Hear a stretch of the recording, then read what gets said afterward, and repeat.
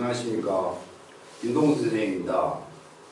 여러분들이 너는 모의고사를 치셨는데 수능형 모의고사를 여러 번 치신 분도 있고 또 처음 쳐보는 분도 계실 거라고 생각이 되기 때문에 간단하게 수능의 유형이라든가 이런 것들을 말씀드리고 나서 시험 문제 풀이 강의를 시작하도록 그렇게 하겠습니다.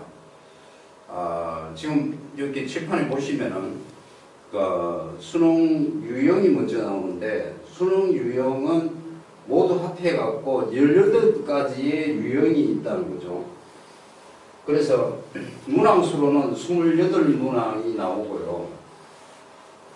구체적으로 살펴보면 글의 목적, 신경, 분위기, 주장, 요지, 주제, 제목, 도표, 글의 일치, 불일치, 글의 일치, 불일치 문제가 각각 2문제씩이라도 합해갖고 4문제가 나오고요.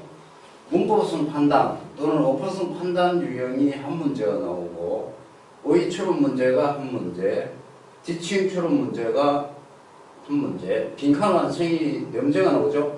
이 4문제 중에서 3점 배점이 3개가 3점 배점이 부과가 됩니다.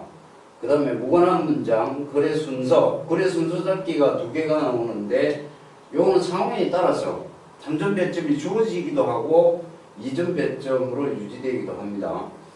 문장 삽입이 2문제가 나옵니다. 그 다음에 요약문 완성, 그 다음에 논리적인 작문, 이게 이제 흔히 41번, 42번 문제인데 논리적인 작문 추론 문제가 나오고요. 그 다음에 스토리텔링형 작문이 나옵니다. 그래서 스토리텔링형 작문에는 구체적으로 작문의 순서 잡기, 그 다음에 지칭 추론, 그 다음에 일치, 불일치 문제, 이런 유형들이 나오게 됩니다. 그래서 배점상으로 보면은 총 합해갖고 28문항인데 듣기가 물론 17문항이 있고요.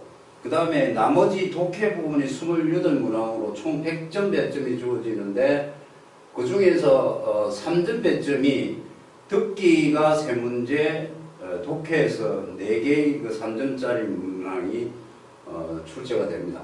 그래서 이런 유형을 여러분들이 그 사전에 좀 숙지할 필요가 있지 않을까 그렇게 생각합니다. 그 다음에 넘어왔어요.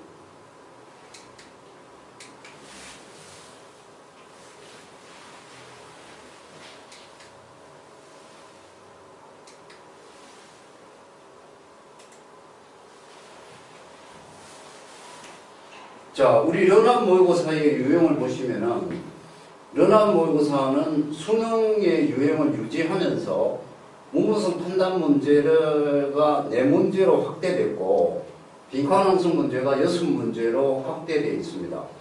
이유는 뭐냐 그러면, 여러분들이 지금 고등학교 입학 전 단계이기 때문에 영어의 글의 영어에서 가장 중요한 문법적인 역량을 기르기 위해서 문법성 판단 문제를 상당히 많이 출제를 했고요. 그 다음에 그 수능의 하이라이트 그러면 아무래도 빈칸 완성 문제입니다. 그래서 빈칸 완성 문제를 6문제로 확대해서 출제를 했습니다. 그 다음에 문장 삽입 2문항이 나오는 걸 1문항으로 축소를 해서 총 32문항으로 구성되어 있고, 배점은 100점 만점으로 이렇게 되어 있습니다. 그래서 런합 모의고사의 배점 비중을 보면은 보통 3점을 기준으로 해가지고 2점짜리 문제가 4문제, 그 다음에 4점짜리 문제가 8문제 이렇게 배점이 구성이 되어 있습니다. 자, 그 다음에 수능 영어를 해결하기 위해서 우리가 어떤 노력을 집중해야 되느냐에 대한 수능 영어 솔루션에 대해서 얘기하겠습니다.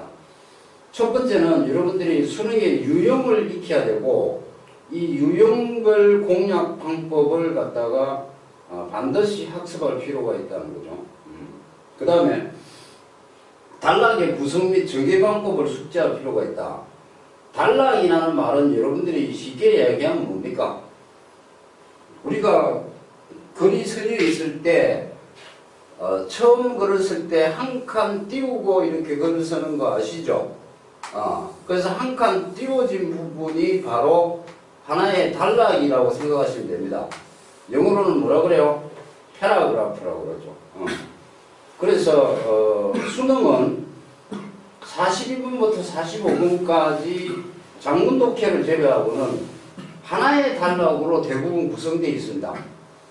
그래서 이 단락의 구성이라든지 단락을 어떻게 전개하느냐, 단락 전개라는 말은 무슨 말이냐 그러면 글을 쓸 때 어떤 형식으로 글을 쓰자라는 원칙이 있습니다.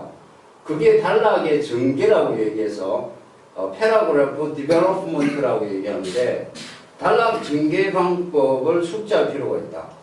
예를 들어서 우리가 글을 써서 나갈 때 문제 제기를 먼저 하고 그 문제 제기에 대한 해결책, 솔루션을 제기하는 방법을 가르쳐서 영어는 problem and solution 이라고 이렇게 단락 전개 방법이 있고요. 어떤 팩트, 어떤 사실을 주고서 이 사실에 대한 자기의 견해, 오피니언을 밝히는 방법으로 글을 쓰는 경우가 있고요. 또 하나는 뭐냐면은 리스라고 그러죠. 어떤 통념을 제기하고 거기에 대한 진실은 어떤 부분이다 이렇게 글을 써 나가는 방법을 단락 전개라고 합니다. 그래서 단락 전개 방법도 여러분들이 익혀둬야 되지 않을까 싶습니다. 그래서 이런 것들을 공부하는 걸 통틀어서 리딩 스킬스라고 얘기하죠. 그래서 앞으로 여러분이 고등부 과정에 오시면 리딩 스킬스의 학습도 좀 집중적으로 할 필요가 있다고 생각합니다. 자, 세 번째로 하나의 단락에는 하나의 메인 아이디어만 존재한다. 메인 아이디어가 뭐냐 그러면 글의 요지라고 하는데 요지가 뭡니까? 이건 자기 주장이죠. 글 쓴 사람이 글을 쓰는 이유가 뭡니까? 자기 주장을 펼치기 위한 거거든요. 그래서 하나의 단락에는 하나의 메인 아이디어 요지만 있기 때문에 아까 쌤이 미리 얘기했지만 수능의 대부분이 하나의 단락으로 구성된다 그랬어요. 그러면 하나의 단락에는 하나의 자기 주장만 있는 거죠. 그러면 보통 하나의 패러그래프, 하나의 단락이 구성될 때 문장은 몇 개가 형성되느냐? 보통 12개에서 14개의 센텐스로 구성이 되고요. 그 다음에 더 구체적으로 들어가면 어휘수는 모두 몇 개냐? 120단에서 140개 단어 정도로 하나의 단락이 구성됩니다. 그럴 때 쌤이 지금 뭐라 그랬냐면 하나의 단락에는 하나의 요지만 있다고 그랬어요. 그렇다면 하나의 단락을 구성하는 12개 내지 14개의 센텐스는 똑같은 얘기를 한다, 서로 다른 얘기를 한다? 똑같은 얘기를 하는 거예요. 그러니까 수능의 단락은 첫 문장과 중간 문장, 끝 문장이 뭐예요? 다 똑같은 얘기를 하는 거예요. 그러니까 똑같은 얘기를 하는데 글을 전개하는 방법에 따라서 방법적인 측면에서 글을 좀 다르게 쓸 뿐이지 결국은 하나의 요지로 모두 귀결된다는 것을 꼭 아셔야 됩니다. 네. 그 다음에 어휘와 문법과 구문력을 배양할 필요가 있다. 어휘는 우리가 기본적으로 습득해야 될 영어의 가장 중요한 툴이고요. 그 다음에 문법 역량은 뭐냐 그러면 말과 글의 중매자로서 가장 중요한 게 문법 역량이고요. 구문력은 여러분들이 뭘 구문력이라고 그러냐면 구문이라는 얘기는 우리가 일반적으로 전문용어로는 신텍스라고 그럽니다. 신텍스가 이게 의미하는 바가 뭐냐 그러면 글을 쓸 때 그 글을 쓰는 가장 기본적인 도구가 어휘와 문법적인 역량이라고 그랬는데 하나의 문장이 만들어졌을 때 그 문장이 어떤 형태의 문법 사항들이 적용됐는가 이걸 확인하는 거 그걸 구문력이라고 생각하시면 쉬울 것 같아요. 그래서 구문력을 우리가 배양할 필요가 있다. 그 다음에 쌤이 가장 강조하는 부분 중에 하나가 추론 근거 파악 능력을 습득하자.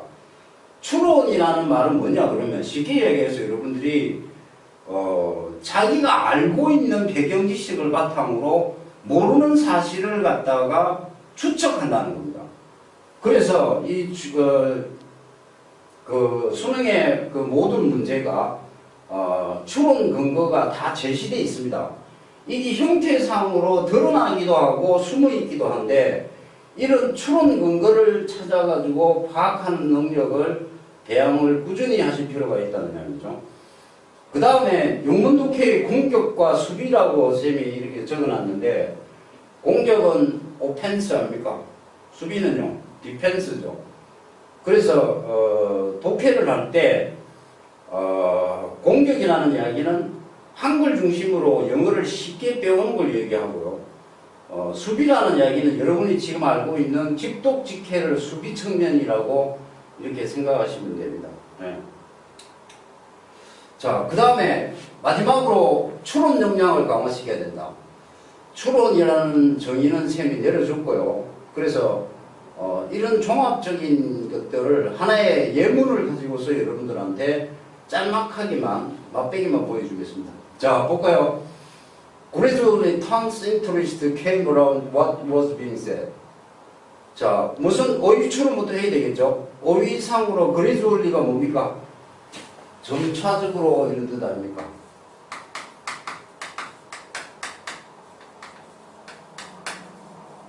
그 다음에 interest는 여러분 알다시피 관심, 흥미 이런 뜻이죠. 관심, 흥미. 그 다음에 모르는 단어는 없죠? 자, 1차로 여러분 1차 공분석을 시도해 봅니다. 그러면 공분석을 해보면 그래저는 부사로서 이게 수식어구다. 그죠? 수식어고 그 다음에 탄스 인터레스트가 주어고 이게 문장의 주요소가 되고요. came이 완전 자동사로서 이 문장은 일형식 문장이라는 거 직감적으로 아셔야 되고 around가 전치사고 what, 이 what이 뭐야? 자, 태생은 뭡니까? 얘의 친정은 관계대명사죠. 근데 쓰임새는 접속사로 쓰이죠. 어떤 접속사? 명사절을 이끄는 접속사. 명사절이라 그러면 그렇게 생각하지 말고 접속사가 뭐로 쓰일 때 명사라는 품사가 뭐로 쓰입니까? 주어, 보호, 목적어, 전사의 목적어. 그렇죠. 그럴 때는 명사절이라 그러거든요. 그래서 이때 around라는 전사의 목적으로 쓰였으니까 이게 이제 명사절을 이끄는 접속사가 됩니다. 그 다음에 was being said는 과거 진행 수동태라는 거 아시죠? 그러면 일단 1차 구문분석이 끝났다는 거죠. 그러면 구문분석을 바탕으로 이 문장의 문장이 일형식이니까 일형식일 경우에는 어떻게 해석합니까? 주어가 동사, 가다, 오다, 앉다, 서다 이런 패턴으로 해석을 적용한다는 거죠. 그러면 주어가 타안에 관심이니까 해석은 타안에 관심이 왔다 이걸로 다 끝나는 거죠. 끝나는데 그 상태에서 2차 직독직해를 합니다. 이걸 우리 쌤은 수비형 해석이라고 하는데 디펜스 또는 리트럴이라는 말이 뭡니까? 글자 그대로라는 뜻이죠. 문자 그대로라는 뜻인데 이게 직독직해라고 합니다. 그럼 2차 직독직해를 해봅니다. 해보면 점차로 탄의 관심이 주어져 주변에 왔다 말해주고 있는 중인 것에 근데 2차 직독직해를 해가지고는 이게 여러분들이 이 문장이 무슨 말을 하는지를 즉각 이해할 수 없습니다. 그래서 어째야 돼? 이 단계에서 머물러 있으면 안 돼. 그 다음 3차 초론적 해석으로 넘어가야 된다고. 이게 이른바 공격형 해석이라는 거죠. 리버럴 트랜스레이션이라고 그러는데 3차 초론적 해석으로 넘어가면 뭡니까? 타안이 차츰 그 말에 관심을 가졌다. 이렇게 나오죠. 그게 여러분들이 뭡니까?